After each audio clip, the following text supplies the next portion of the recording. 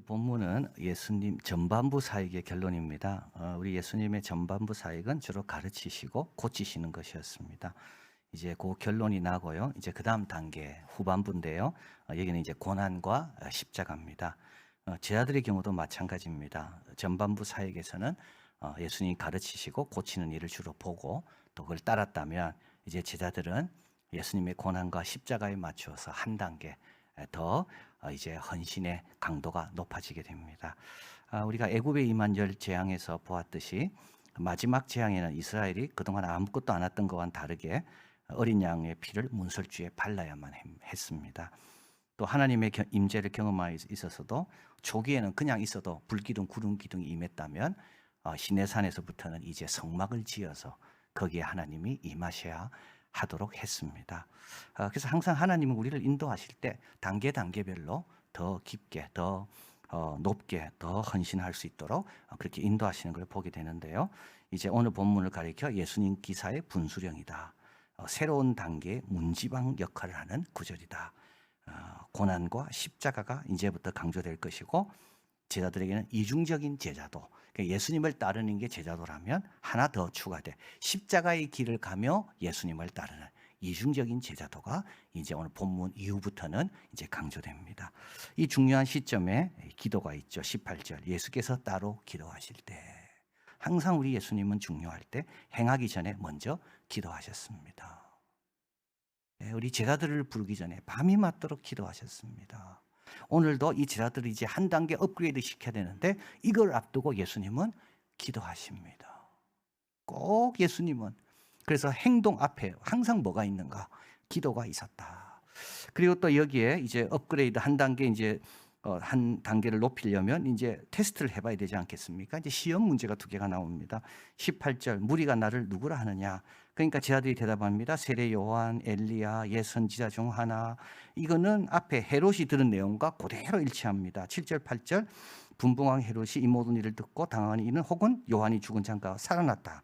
혹은 엘리야가 나타났다. 혹은 옛 선지자. 똑같은 내용이죠. 그래서 그 당시 예수님에 대한 사람들의 생각이 바로 이랬다는 겁니다. 근데 이제 두 번째 질문입니다. 예수께서 있을 때 너희는 나를 누구라 하느냐? 베드로가 대답합니다. 이거는 이제 베드로의 대답만이 아니라 다른 제자들도 다 비슷한 생각을 가졌다는 건데요. 베드로가 대표로 대답하는 거죠. 하나님의 그리스도입니다.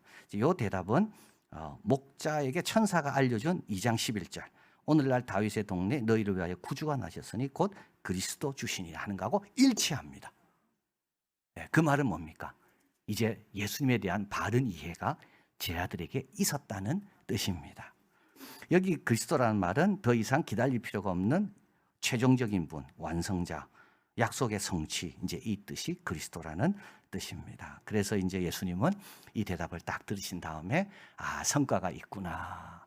내가 이들과 함께한 게 헛된 시간이 아니었구나. 이들이 제대로 천사가 알려준 그 이해와 같은 생각을 깨달음이 있구나. 자, 그러나 이거는 제자들이 가야 하는 종착점이 아닙니다. 시작에 불과한 것.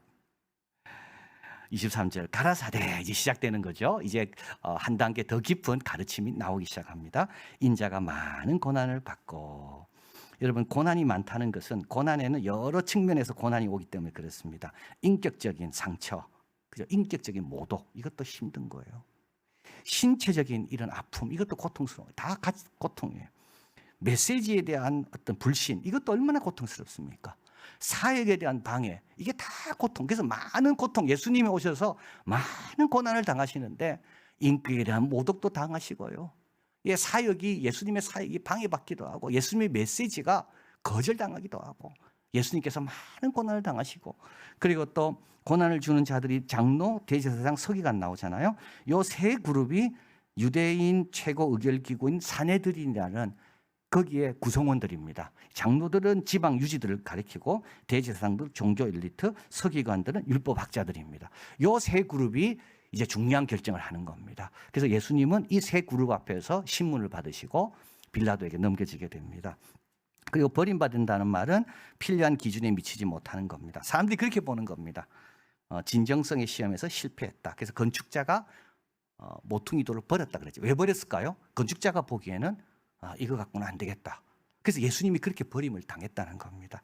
이 예수님에 대한 이해는 다윗적인 메시아상에서 이사야적인 메시아상으로 옮겨가고 있는 겁니다. 다윗에게는 이런 게 안 보이죠. 그러나 이사야에게는 마른 땅에 나온 줄기 같아서 흠모할 것이 하나도 없는 그 메시아상. 자, 그러면 제자들은 어떻게 해야 됩니까? 이제 이중적인 지도가 여기서 나옵니다. 제자의 삶이란 이런 십자가의 길을 가는 예수님과 함께하는 거거든요. 그래서 십자가의 길을 통해 예수를 따르는 삶, 이게 바로 이중적인 제자도입니다. 이를 위해 필요한 게 23절이죠.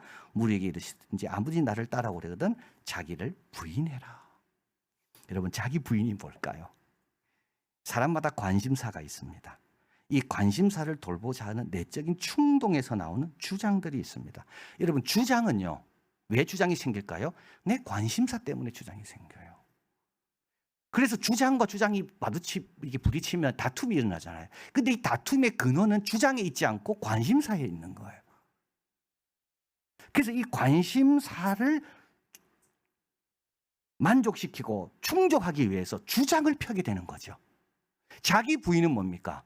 이 주장을 주님께 맡기는 겁니다. 그러면 더 근원으로 들어가면 이 관심 자체를 주님께 맡기는 겁니다.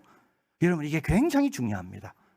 그래서 여러분, 이렇게 자꾸 다툼이 일어날 때, 주장이 안 맞을 때 관심이 뭔가를 점검하는 게 사실은 근원적인 문제 해결인 거죠. 왜 우리가 하나님의 뜻을 따르는 데 있어서 자꾸 우리의 주장과 하나님 주장이 안 맞습니까? 하나님 주장과 우리 주장이 안 맞는 이유는 하나님의 관심과 내 관심이 다르기 때문에 그런 거죠. 자기 부인은 뭡니까? 내 관심을 하나님에게 맡기는 겁니다. 그걸 내가 주장하면서 그거 안 들어주면 나는 이까지입니다. 이게 아니라 내 주장이 있음에도 불구하고 하나님의 주장이 더 옳다라고 믿고 맡기는 게 그게 자기 부인인 겁니다. 근데 우리의 관심사 가운데는 어떤 건 합당한 게 있습니다. 내 몸을 돌보는 거, 우리 자녀들이 좀 잘 돼, 이 전부 합당한 거죠. 그럼 어떤 관심사는 합당치가 않아요. 남이 좀 안 됐으면 하는 거, 좀 더 눕자, 좀 더 자자, 이런 관심사들, 그런 건 당연히 부인해야 됩니다. 근데 신앙생활은요, 합당한 것도 때로는 부인할 필요가 있다는 겁니다. 이게 하나님과 우리의 차이 때문에 그렇습니다. 하나님과 동행하려면 우리와 하나님은 차이가 있기 때문에 때로는 내 관심사가 하나님 보시기에는 우리에게 그렇게 유익하지 못할 때가 있다는 거죠. 자, 그래서 여러분 한번 보시길 바랍니다. 23절, 누구든지 제 목숨을 구원코자 하면 잃을 것이요. 그죠? 이건 합당한 거 아닙니까? 자기 목숨을 구원코자 하는 관심사는 이건 합당한 겁니다. 그러나 그 관심사를 놓을 때 나를 위하여 제 목숨을 잃으면 뭘 경험한다고요? 구원을 경험한다는 거예요. 이게 신앙의 비밀입니다. 사드락, 메삭, 아벳느고가 구원을 언제 경험했습니까?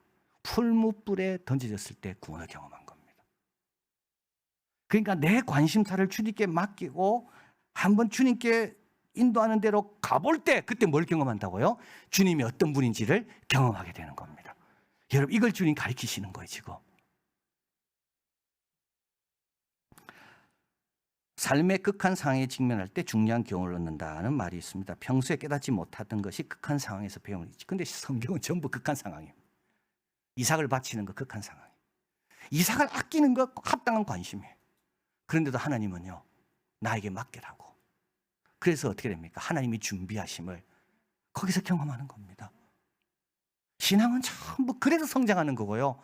그래서 주님과 동행하다가 딱 멈춘 분들이 있죠. 내가 주님과 잘 동행했는데 왜 더 이상 이 주님과 뭔가 이게 동행이 행복하지 않을까? 이거는 왜 그럴까요? 맡기지 못해서 그래요. 거기서 딱 멈춘 거예요. 26절, 누구든지 나와 내 말을 부끄러워하면 인자도 자기와 아버지의 거룩한 천사들 올 때 그 사람을 부끄러워하리라. 그래서 이 관심사를 주님께 맡기는 자는 구원을 경험하게 될 것이고, 하나님에 대한 이해가 갈수록 깊어지고 분명해지게 될 것이고, 그리고 주님 다시 오실 때 주님께서 다 아시고 영광 가운데 갚아주신다. 1940년 5월 12일 금요일입니다. 윈스턴 처칠은 총리에 임명됩니다. 당시 나이는 65세였습니다. 이때 영국은 공무원 은퇴 연령이 62세, 그러니까 은퇴 벌써 지난 지 3년이나 된 나이입니다. 이때는 나치가 유럽을 전쟁의 공포로 몰아넣었던 때고요. 영국은 이 나치의 공격을 앞두고 항복할 건지 맞서 싸울 건지 우왕좌왕할 때입니다. 히틀러와 많은 사람들은 65세 처치를 뭐라 받는가 하면 가망 없는 퇴물이라고 봤습니다. 그런데 여러분, 히틀러를 맞설 수 있는 가장 준비된 사람이 딱 한 사람 있다면 그 사람이 누구냐? 처칠이었습니다. 처칠은 22살 의회 의석을 차지하기 전에 무려 4차례의 전쟁에 참여했습니다. 적의 포로 수용소에서 한 400km 넘는 데서도 대담하게 탈출해서 돌아왔고 다시 또 투입됩니다. 25세 나이에 나폴레옹을 제외하고 역사상 가장 많은 대륙에서 싸운 군인이 처칠이었습니다. 문화, 정치, 역사에 관한 책을 5권이나 적었고 신문 잡지에 215편의 기사를 기고하였고 공직에서 일하는 동안 무려 1000번 이상 연단에 올라서 사람들의 호소하는 법을 배웠습니다. 앤드루 로버츠는 말합니다. 이 모든 것은 16살 때, 처칠이 그랬대요. 16살 때 런던을 수호하는 사령관이 내가 돼야 되겠다. 그렇게 다짐하고부터 65세가 될 때까지 약 50년 순수하고 꾸준하게 투자한 결실. 순수하고 꾸준하게. 그럼 우리는 뭐에 순수하고 꾸준하게 투자해야 될까요? 기도입니다. 기도. 우리 예수님 기도하셨어요. 근데 여러분 기도도 조심해야 됩니다. 내 관심사가 앞서면요. 결국은 내 주장만 강한 기도가 됩니다. 주님 가르치신 기도를 드려야 돼요. 그 나라와 그 일을 항상 먼저 기도해야 돼요. 그러면 관심사가 바뀌면 주장도 바뀌게 되고요. 그러면 주님과 동행할 수가 있는 겁니다. 그리고 또 한 가지는 예수님과 지속적으로 동행하는 겁니다. 극한 상황이라고 떠나지 않아요. 또 편안하다고 떠나는 것도 아니에요. 이게 좌로우로 치우치는 거죠. 너무 어려울 때 떠나고 또 때로는 너무 편할 때 또 떠나고 좌로나 우로나 치우치지 않는 겁니다. 중심을 잡고. 그래서 오늘도 주님 사랑해서 오는 거죠. 자, 우리의 관심사가 이렇게 되면 꾸준하고 순수하게 계속 주님 가르치신 기도를 드리고 주님과 함께하는 곳에 늘 그 자리에 있는다면 우리의 관심사는 주님과 같아지게 되고 주님은 우리를 한 단계 한 단계 인도하시며 예수님을 닮는 자로 세상에서 주님을 높이는 자로 주님 오실 때 영광 가운데 세워지는 자로 우리를 인도해 주실 줄을 믿습니다. 사랑하는 하나님 감사합니다. 또 이 자리에 와서 하나님 옆에 예배드리고 말씀 듣고 귀한 찬양 듣고 성도 간에 서로 교제하며 다시 또 천국 백성의 정체성을 다시 확인하게 하시니 너무 감사합니다. 하나님 우리의 관심사가 우리의 주장이 너무 아버지와 예수님과 달랐음을 하나님 고백합니다. 용서해 주시고 이제 그 나라와 그 의, 그 이름, 일용할 양식 이런 가장 예수님이 가르쳐 주신 그 관심사에 우리의 마음을 맞추고 그래서 우리도 우리 하나님의 뜻에 내 주장이 완전히 일치하는 주님과 동행을 신실하게 잘할 수 있는 자들이 되게 하여 주시옵소서. 모든 말씀 예수 그리스도 이름으로 기도하옵나이다. 아멘.